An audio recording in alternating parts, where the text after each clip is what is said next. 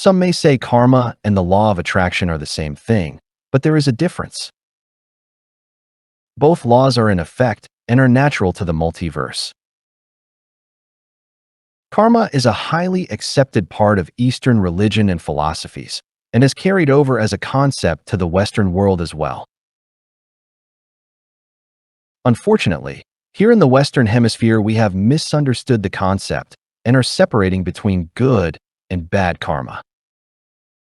There is no such separation. People who are blaming others or their environment for unwanted things happening to them totally miss the point. Karma should be looked at as a tool for assistance of learning. If bad things are happening to us, there is a lesson to learn.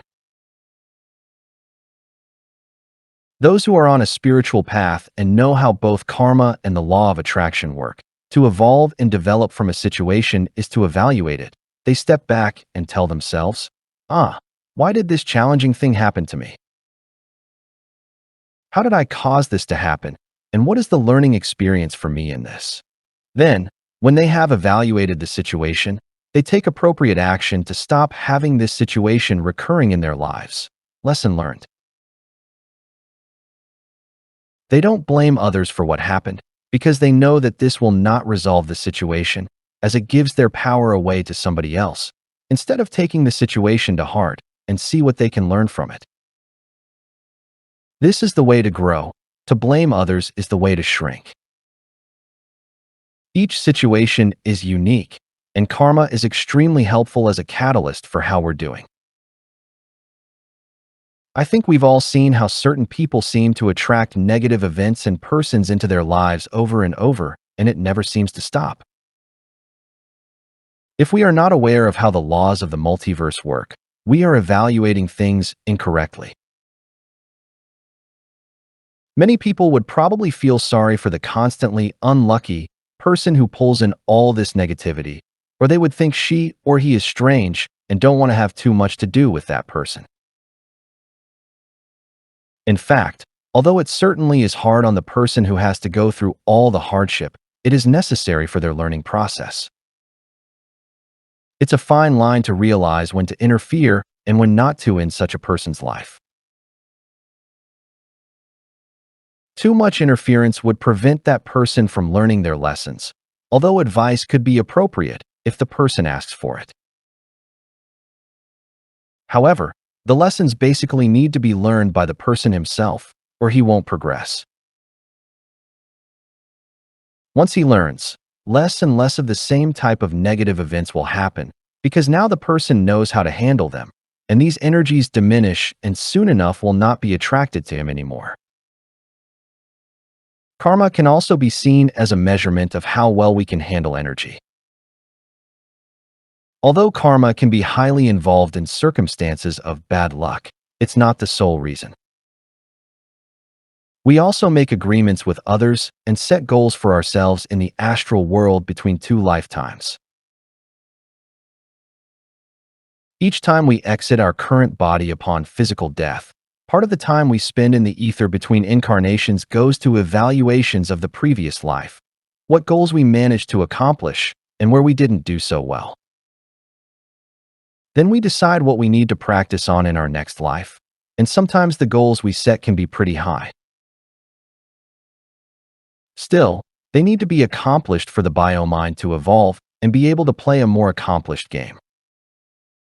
Then there is the law of attraction.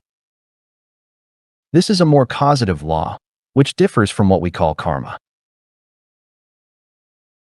Karma happens whether we know what it is or not, while the law of attraction, although it still works automatically to some degree, can be worked on more consciously once a person becomes aware of how energies work. Still, it's just another way of flow of energy than that of karma. Many people watched the video The Secret, which came out a few years ago, promoting the law of attraction, apparently released by members of the Rosicrucian order. Another very good reference, which is in my opinion presenting a material easier to apply and not as vague as The Secret, is The Teachings of Abraham, which is channeled material by Esther and Jerry Hicks. It gives you a whole list of exercises you can do on a daily basis to learn how to attract what you want based on how you handle energy. I highly recommend this material for the person who is interested in working consciously with energy. In a nutshell, the law of attraction works like a magnet. You attract what you give out. The universe is not judgmental, so you can decide whatever you want to attract, whether it will include hurting or helping others. However, this is where karma comes into the picture.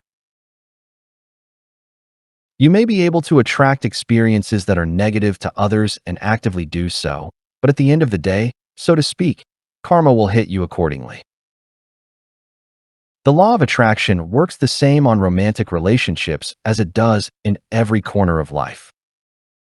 You attract what you give out. Some people may protest and say that they attract abusive boyfriends, one after the other, and that's not what they want, so therefore the law of attraction does not work. Well, it does, but the person who attracts abusive men has karma to confront in this particular area of life.